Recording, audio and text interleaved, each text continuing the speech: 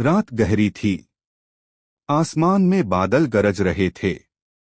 हवा पहाड़ों से टकराकर एक अनसुनी कहानी सुना रही थी। और उन्हीं पहाड़ों के बीच खड़ा था शिवनेरी किला। उस किले के भीतर एक स्त्री प्रार्थना कर रही थी। वह थी जिजाबाई। उनकी आंखों में चिंता भी थी और विश्वास भी। अचानक उसी अंधेरी रात में एक बालक का जन्म हुआ। यह साधारण बालक नहीं है। एक वृद्ध महिला ने धीमे स्वर में कहा। मां जिजाबाई ने बच्चे को सीने से लगाया, धीरे से उसके माथे को चूमा। मेरा शिवा, तू अन्याय के खिलाफ खड़ा होगा। बाहर तूफान था और भीतर यह बालक केवल मेरा पुत्र नहीं, यह अन्याय के अंधेरे को खत्म करने आया है।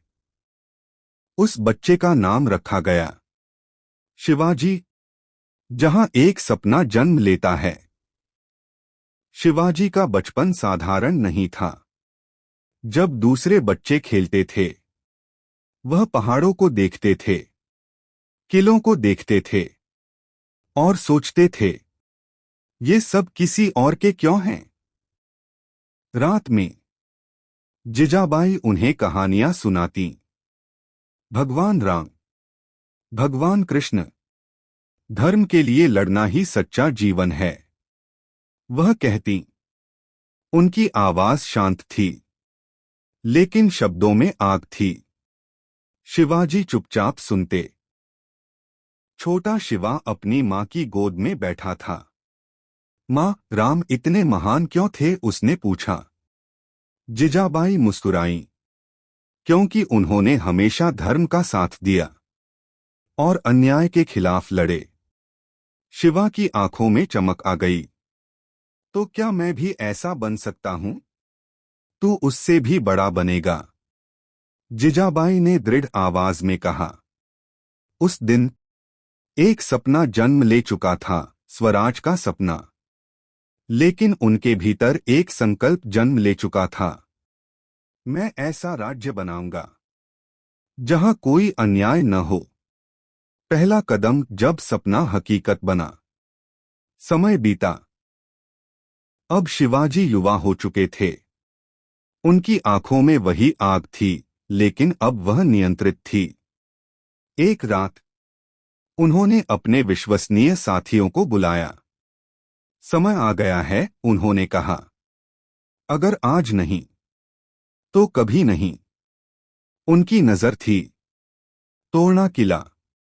रात का अंधेरा, चारों तरफ सन्नाटा, बस हल्की हवा। शिवाजी और उनके मावले चुपचाप दीवारों पर चढ़े। हर कदम सोच समझकर रखा गया। और फिर बिना बड़ी लड़ाई के किला उनके हाथ में था। सुबह सूरज निकला और पहली बार स्वराज का झंडा लहराया। यह सिर्फ एक जीत नहीं थी, यह एक विचार का जन्म था। प्रतापगढ़ जब बुद्धि ने बल को हराया। शिवाजी की बढ़ती शक्ति से दुश्मन घबरा गए। बीजापुर का शक्तिशाली सेनापति अफजल खान, उसे एक ही काम दिया गया, शिवाजी को खत्म करो। मुलाकात तय हुई। प्रतापगढ़ किला, जंगल के बीच, तनाव भरा माहौल। अफजल खान मुस्कुराया। आओ शिवाजी, गले मिलो। लेकिन उस मुस्कान के पीछे धोखा था। जैसे ही उसने हमला किया, शिवाजी पहले से तैयार थे। उनके हाथ में था वाघनख बाघ के नाखून जैसा हथियार। एक तेज वार और पल भर में अफजल खान जमीन पर गिर पड़ा। जंगल गूंज उठा। हर हर महादेव। यह जीत सिर्फ ताकत की नहीं थी, यह बुद्धि और सतर्कता की जीत थी। आगरा से पलायन जब असंभव संभव बना। शिवाजी की ख्याति अब दूर दूर तक फैल चुकी थी। मुगल सम्राट औरंगजेब उन्हें आगरा बुलाया, लेकिन यह सम्मान नहीं था, यह एक जाल था। शिवाजी को कैद कर लिया गया। चारों तरफ सैनिक, हर रास्ता बंद। कोई भी सामान्य व्यक्ति हार मान लेता, लेकिन शिवाजी नहीं। एक रात मिठाइयों की टोकरी तैयार हुई। पहरेदारों को आदत हो गई थी जांच नहीं की। और फिर शिवाजी उसी टोकरी में छिपकर निकल गए। जब मुगलों को पता चला, वह हवा की तरह गायब हो चुके थे। यह सिर्फ भागना नहीं था, यह रणनीति का चमत्कार था।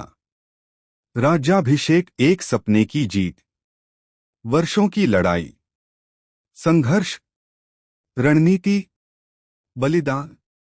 आखिर वह दिन आया। स्थान रायगढ़ किला। भव्य समारोह, हजारों लोग, शंख और मंत्रों की गूंज। शिवाजी सिंहासन के सामने खड़े थे। उनकी आंखों में आंसू थे, लेकिन यह कमजोरी नहीं, यह संतोष था। मुकुट उनके सिर पर रखा गया, और उसी क्षण वह बने छत्रपति शिवाजी महाराज। यह सिर्फ एक व्यक्ति की जीत नहीं थी, यह पूरे जनमानस की जीत थी। विरासत जो कभी खत्म नहीं होती। समय बीतता है, हर महान व्यक्ति एक दिन चला जाता है, लेकिन कुछ नाम समय से बड़े हो जाते हैं।